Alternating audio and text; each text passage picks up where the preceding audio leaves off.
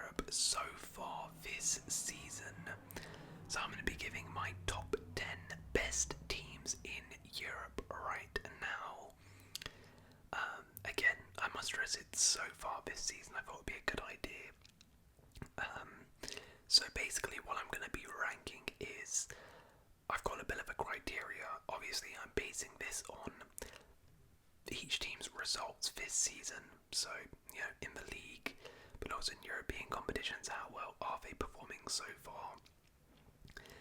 But I'm also going to factor in the level of opposition they've faced. So, you know, it's one thing winning all 11 games so far this season, but if you face some absolute bums or you're playing in like the Czech league, I'm not really going to include you.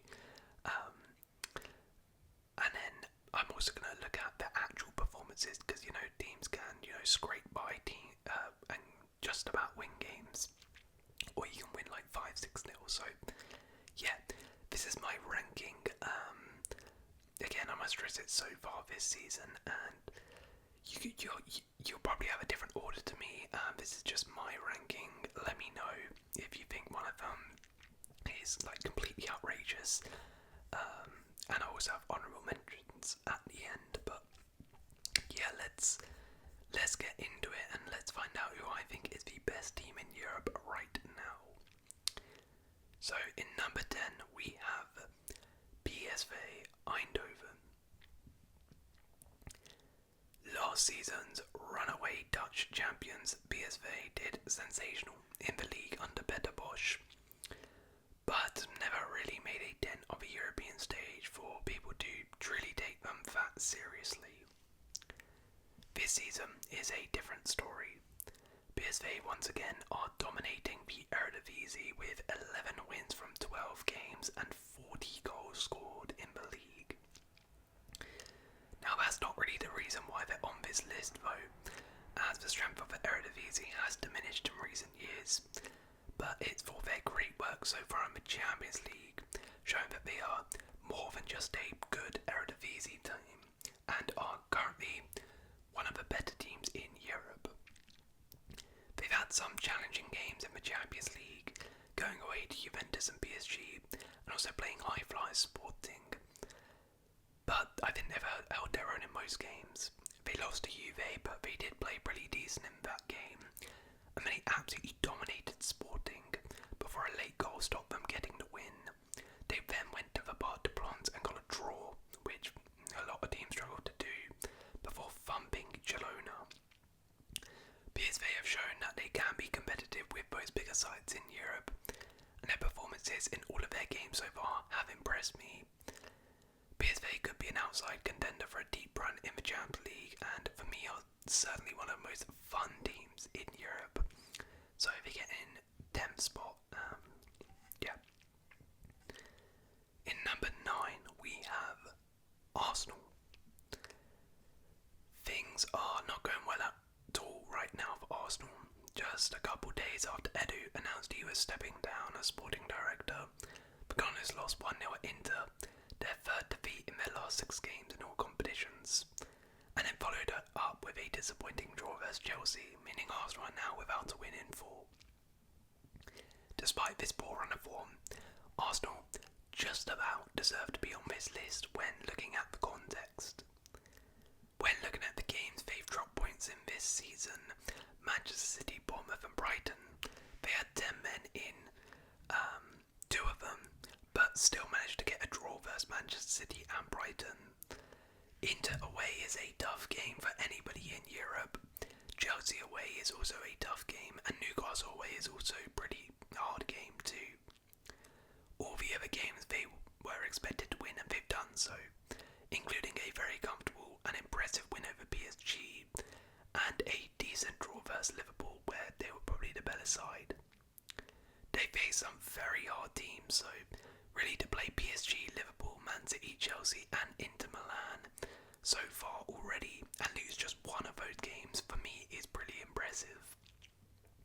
They've also done this without a lot of their key players, including captain and creator Odegaard. Saka has missed some games, Rice, Saliba, Gabriel and others, so Arsenal still have done well this season, and 19 points from 11 games is a decent return. So despite the poor recent form, Arsenal for me are still just about a top 10 team in the world right now. Number 8, Bayern Munich. Bayern Munich are a very hard team to assess this season. On the one hand, they've destroyed some teams with some scintillating performances, winning 9-2 versus Dinamo, 5-0 versus Bochum, 4-0 versus Stuttgart, 6-1 versus Holstein Kiel, 5-0 versus Werder Bremen. However, in some games they've been really poor, losing to Aston Villa, drawing to Frankfurt and Leverkusen, and being thumped 4-1 by Barcelona. So, based on this, I think Bayern make the list but can't really rank too high, as it seems Company has mastered the art of beating those smaller sides, with Bayern beating pretty much every single team in the Bundesliga who you would expect them to beat, in style. His attacking philosophy has got them playing some fluid, liquid football at points, and they look well on course to be the Bundesliga champions. They do, however, have a lot of work to do when it comes to playing those bigger teams, with pretty much the only good team they've beaten this season being Stuttgart, and Company has struggled tactically in those major matches. This could be something with time he develops, or maybe just not got out at this level. I don't know. Either way, Bayern Munich, just for their pure domination in the Bundesliga, deserve a spot in 8th, but cannot really be any higher due to the poor results versus those higher level oppositions. In 7th spot we have Napoli. No European football equals Antonio Conte excelling. That's generally how it's worked throughout Conte's managerial career, and that's exactly how it's working right now at Napoli. The manager has gotten Napoli firing on all cylinders again on the domestic front, and they are currently top of Serie A as it stands. Scott McTominay has somehow become a hero in Naples. Kvara and Lukaku look to be getting back to their best under Conte. Things are going pretty well. The only problem is that I can't put them higher due to the strength of opposition. As a result of not playing in any European competition this season, it's hard to truly tell what this Napoli team's level is. Based on their Serie A games, it's also tough, with a win over AC Milan, draws versus Inter and Juve, and then a thumping 3-0 loss at home to Atalanta, meaning this Napoli team is far from a finished product. Things have been going really well for Conte and Napoli, but every once in a while Conte's magic formula self-combusts in spectacular style. Now that might happen, or it could be the other Conte, where he achieves greatness for one season, making Napoli one of the best teams in the world. We have to wait and see how this develops, but right now, Conte and Napoli are doing very well. They get 7th spot, but as a result of not playing any European football and not really, doing amazing versus those bigger sides in Serie A, I can't put them too much higher. In 6th place we have Manchester City. Manchester City have been without a number of key players of late, namely missing Rodri and Kevin De Bruyne. Usually City finds a way to get the job done, digging into their ridiculously talented pool of players to grind out a result. But lately that virtual guarantee of finding a way has gone. Surprisingly beaten by Bournemouth in the Premier League, City were then humiliated by soon-to-be United coach Ruben Amorim's Sporting. They followed that up, collapsing in the second half versus Brighton to make it 4 losses in a row in all competitions for the first time in Pep Guardiola's career. They're clearly going through a very rough spell, but perhaps this shows just how good this team has been, that despite going through a bit of a crisis, they still appear on this list, and that's because they're second in the Premier League and have a decent return of 7 points from 4 games in the Champions League. They face some tough teams too, and gone relatively unscathed, drawing versus Inter and Arsenal and beating Chelsea this season. For all the fun it is to clown City, the fact remains we are still one of the best teams in Europe, and even though they are a bit vulnerable right now, they still warrant a place on this list as they've beaten most teams they've played this season. So yeah, they get 6th spot, but definitely cannot be any higher than that. That's really the max. In the 5th spot we have Atalanta. Gasperini led Atalanta to Europa League glory last season, and now he's got the great overachievers in a fantastic position to build upon this.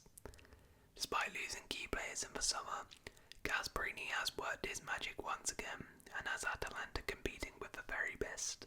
They are very much in this Serie A title race, having smashed Napoli 3-0 in their backyard, showcasing how this Atalanta side cannot stop scoring right now. They put 3 past Napoli, 5 past Genoa, 6 past Verona, 3 past Shakhtar, 3 past Fiorentina, and 4 versus Lecce.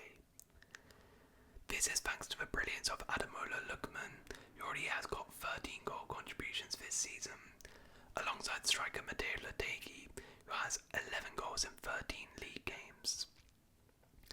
They also have a very strong defence, with Atalanta one of only 2 sides in the Champions League that have yet to concede a single goal. They have taken 10 points from their first 4 Champions League games, showing they can do it on a European stage too. Now there has been some blips though, particularly early in the season with a 4-0 loss to Inter, lost to Como and Torino, which limits them going any higher, but overall it's been a fantastic start to the season and they're in 5th spot.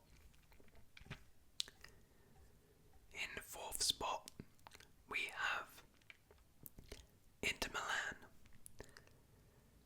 Is there a tougher team to play than Inter Milan right now?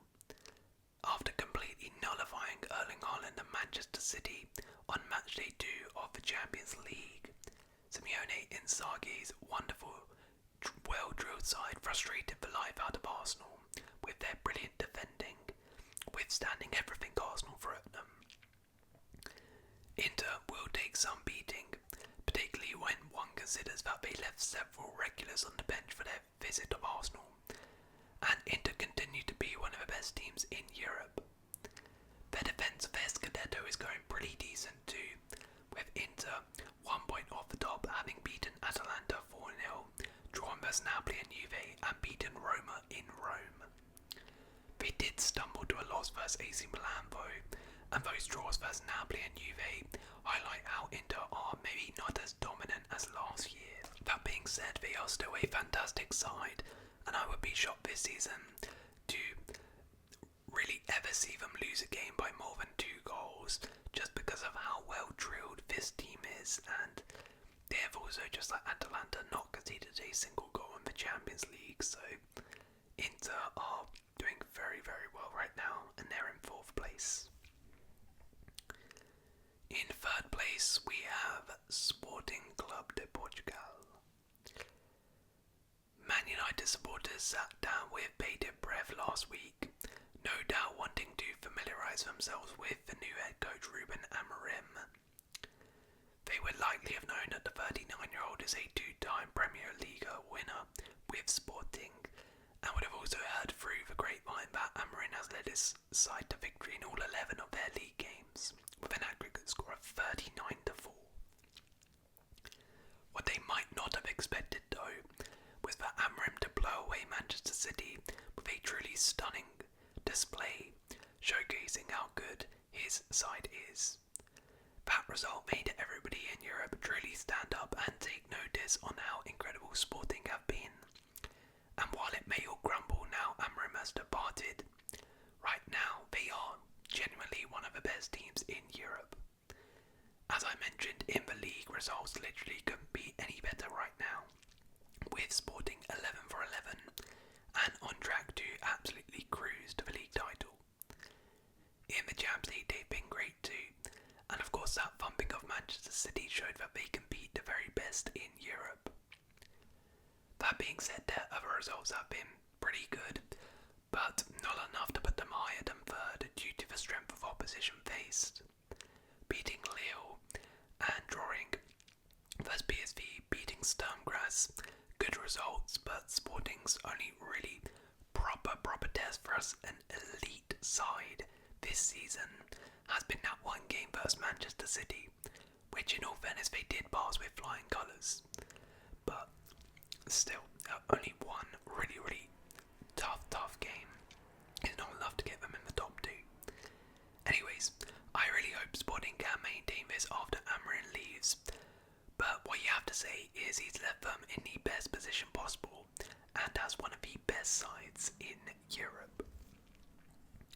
Right then, so in second place, just missing out on the number one spot, is Liverpool.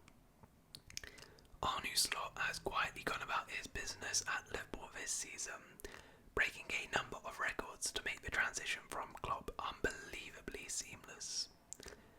Liverpool sit top of the Prem and top of the Champions League. Quite literally, it couldn't go much better. The defence and control in the side has been particularly impressive, with Liverpool currently boasting the best defensive record in Europe's top 5 leagues, conceding just 6 goals in the Premier League, and amazingly only 1 goal in 4 Champions League games, and that's despite facing RB Leipzig, AC Milan and the Invincibles by Leverkusen.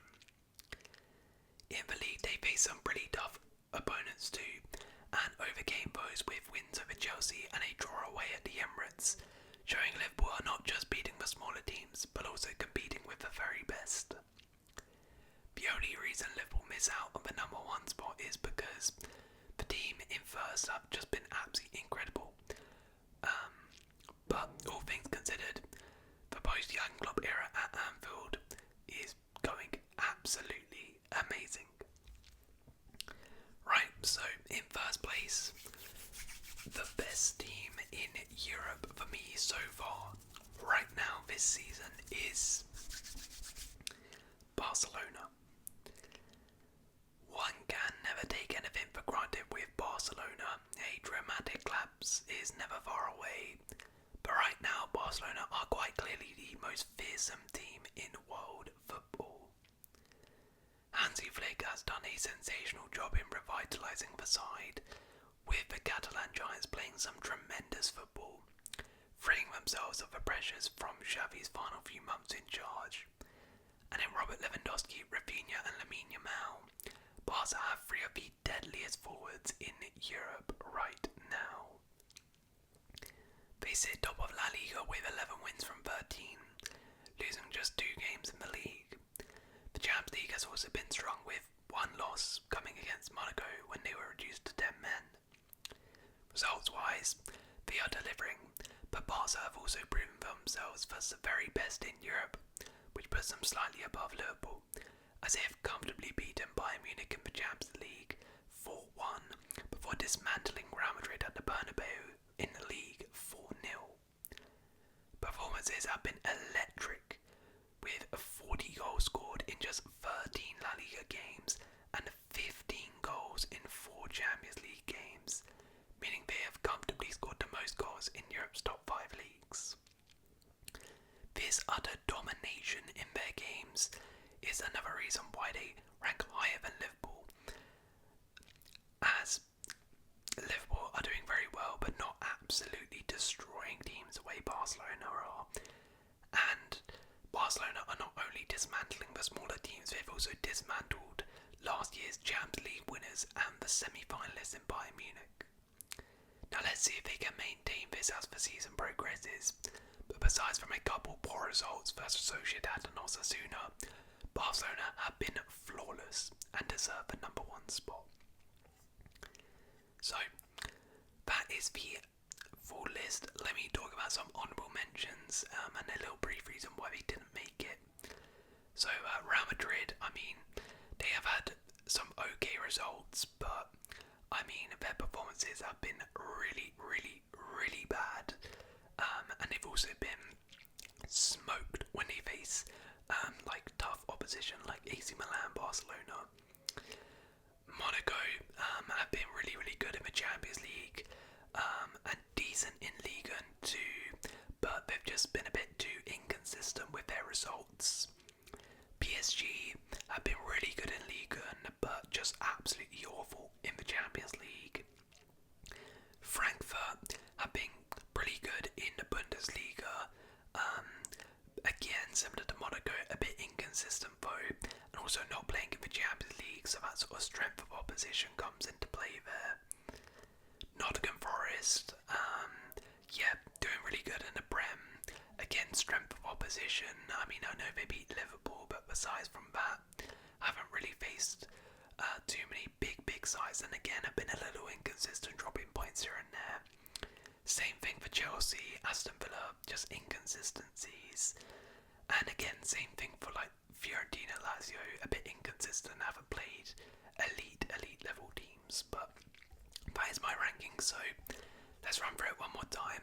10th place I have PSV, 9th place I have Arsenal, 8th I have Bayern Munich, 7th I have Napoli, 6th I have Manchester City, 5th Atalanta, 4th Inter Milan, 3rd Sporting, 2nd Liverpool, and 1st is Barcelona. Let me know if you agree or disagree with those picks, and if you have enjoyed this video, please leave a like, consider subscribing. I'll see you